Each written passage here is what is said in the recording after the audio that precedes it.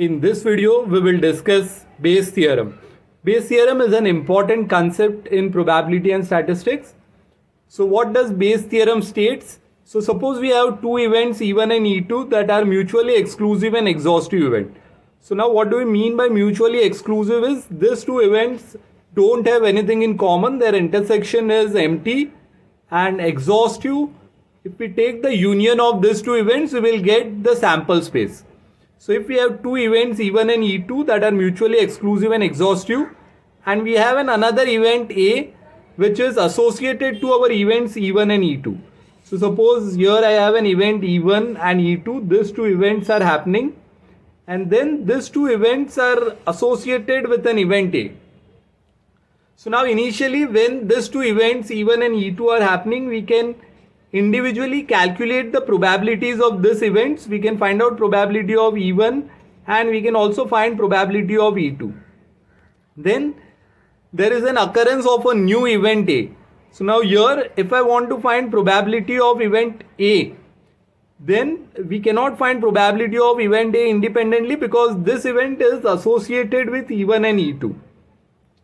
So when I am finding probability of A, I'll have to consider these two events. So that is probability of A such that event E1 has occurred into individual probability of E1 plus probability of A such that event E2 has occurred into probability of E2.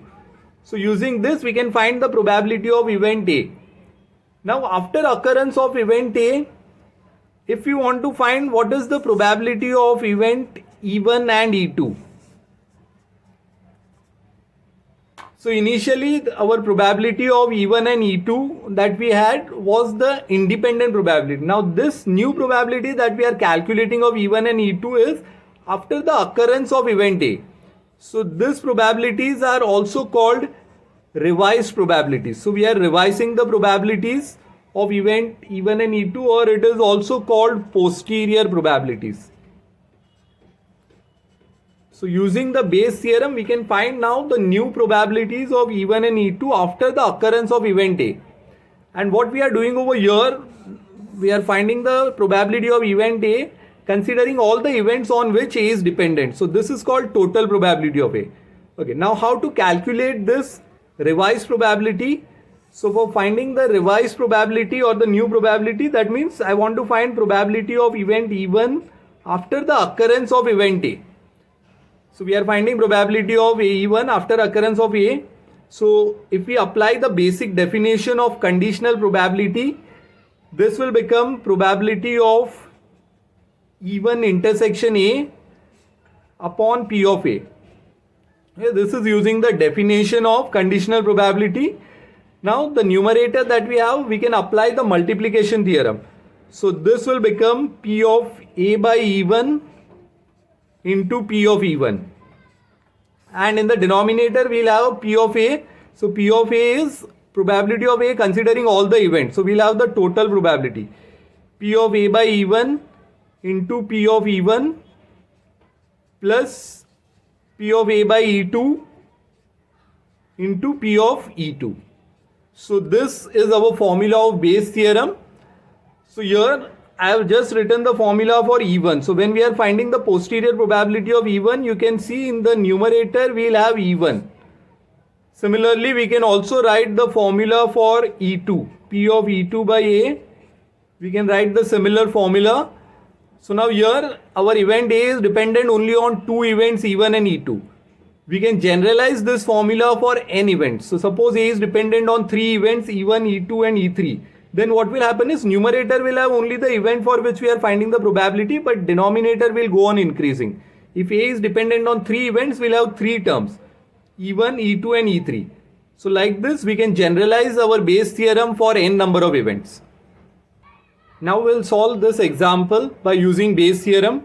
So if we read the statement, the chances that a doctor A will diagnose a disease X correctly is 60%.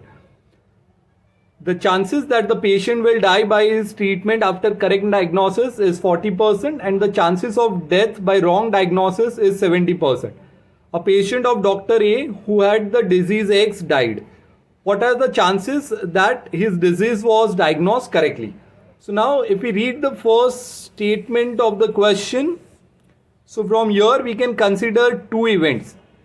So let E1 be the event that the disease was correctly diagnosed.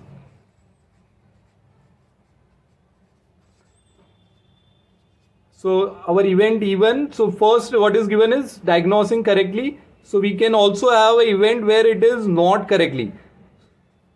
So let E2 be the event that the disease was not correctly diagnosed. Okay, after the diagnosis, the second statement says the chances that the patient will die. So dying of the patient is our next event. So let A be the event that the patient dies of the disease.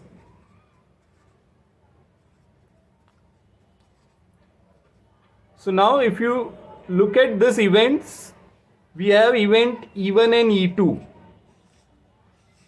And then there is a new event A, and this A is dependent on this two events. Yes, the patient dying with correct diagnosis, there are different chances, and with false diagnosis, there are different chances. So our event A is dependent on these two events E1 and E2. Okay, what is given in the question? We have been given probability of event E1. Probability of correct diagnosis is given 60%. So 0.6. So probability of E2, that is false diagnosis, will be 1 minus 0.6. So it will come out as 0.4. Similarly, next what is given is the correct diagnosis, the patient die probability is 40%. So the probability of the patient dying if the diagnosis is correct. P of A by E1. A is dying and E1 is correct diagnosis. This is given as 0.4, and similarly patient dying with the wrong diagnosis. So P of A by E2 is given as 0.7, that is 70%. Now we want to find what are the chances that the disease was correctly diagnosed. So we want to find the probability of the correct diagnosis if the patient has died.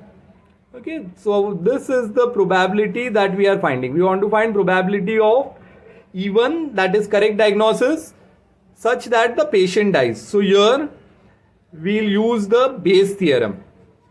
Yes, we are finding the revised probability of our event E1 and E2 which was given. So we can similarly also find probability for E2, but here in the question they have asked for the correct diagnosis. So we are using Bayes theorem.